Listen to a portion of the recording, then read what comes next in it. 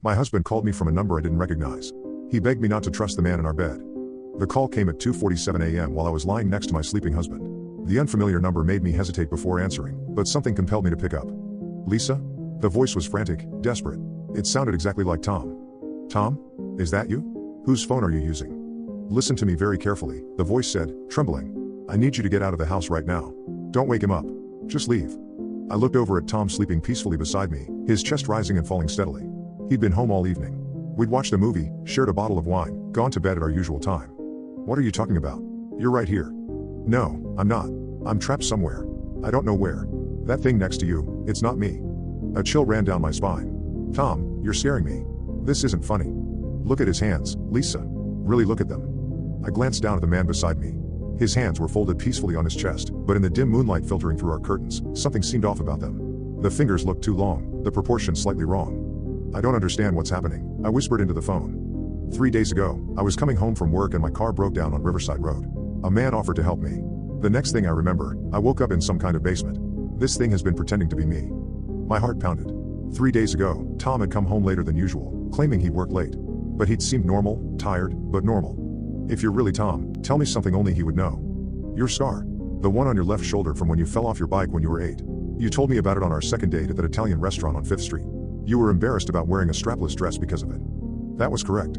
But it was also information someone could have gotten from Tom if they'd interrogated him. That's not enough, I said.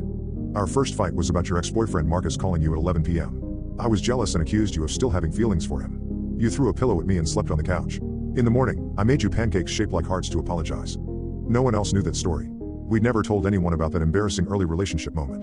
Oh God, I breathed. Tom, is it really you? The figure next to me stirred. His eyes opened slowly, fixing on me with an expression I'd never seen before, cold, calculating, completely devoid of the warmth I knew from my husband. Who are you talking to? He asked, his voice perfectly mimicking Tom's usual sleepy tone. I held the phone against my chest, muffling the speaker. Wrong number. Sorry, honey. Go back to sleep. He closed his eyes, but I could tell he wasn't really sleeping. His breathing was too controlled, too deliberate. Are you still there? Came Tom's voice from the phone. Yes, I whispered barely audibly. It knows you know. You have to get out now. I slipped out of bed as quietly as possible, grabbing my robe and slippers. The thing pretending to be my husband didn't move, but I felt its attention following me as I crept toward the bedroom door. I made it to the kitchen before it spoke. Where are you going, sweetheart? I turned to see it standing in the doorway, still looking exactly like Tom but somehow fundamentally wrong. The smile was too wide, the head tilted at an unnatural angle. Just getting some water, I said, trying to keep my voice steady. Come back to bed. It took a step toward me. We should stay together. It's safer that way. I'll be right there. But I was already backing toward the rear door, phone still clutched in my hand. The thing's expression shifted, the mask of humanity slipping for just a moment. What I saw underneath made me run. I burst through the back door and sprinted across our yard to the neighbor's house, pounding on their door and screaming for help. Mrs. Kellerman, our elderly neighbor, called the police while I huddled in her living room, still on the phone with Tom. Are you safe? He asked. I think so.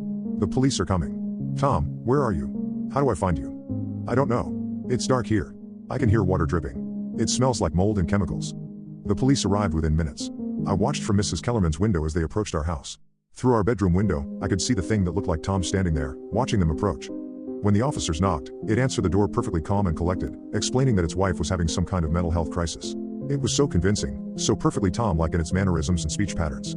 Ma'am, your husband says you've been under a lot of stress lately, Officer Brooks said when he came to question me. He's concerned about you. That's not my husband, I insisted. My real husband called me from this number. I showed him my phone. They traced the call. It came from a prepaid phone purchased with cash 3 days ago at a convenience store downtown. The security footage showed a man who looked exactly like Tom buying it. Mrs. Valdez, is it possible your husband bought this phone for some reason? Maybe he's playing an elaborate prank?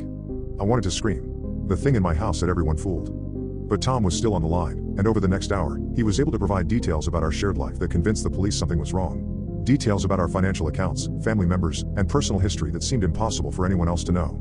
More importantly, he described sounds he could hear from his location, a train whistle every 20 minutes, the hum of industrial machinery, and that distinctive smell of the old textile factory that had been abandoned since the 1980s. The police found him in the basement of the old Morrison manufacturing plant on the east side of town. He was dehydrated, weak, but alive. He'd been held captive for 3 days while something studied him, learned to replicate him perfectly. When they brought him home, I could immediately tell the difference. This was my Tom, the way he held his shoulders, the little scar above his left eyebrow, the genuine warmth in his eyes when he looked at me. Where's the other one? I asked the police. Gone. When we went back to your house with the real Tom, there was no one there. No signs of forced entry, no evidence anyone else had been inside. We never found out what the thing was or where it came from. The police investigation went nowhere. Officially, it was classified as an unknown identity theft case. But Tom and I know the truth. Something had been studying him, learning to be him, planning to replace him permanently. If not for that phone call, I might never have known the difference. We moved to a different state within a month. Changed our names, our jobs, our entire lives. Because we both understand that there might be others out there, things that can perfectly mimic human beings. And sometimes, late at night, we wonder, how many of our friends and neighbors are really who they appear to be? The only comfort we have is our secret code. Questions only we can answer, details only we share. We test each other regularly now, just to be sure. Because if it happened once, it can happen again. And next time, we might not be so lucky.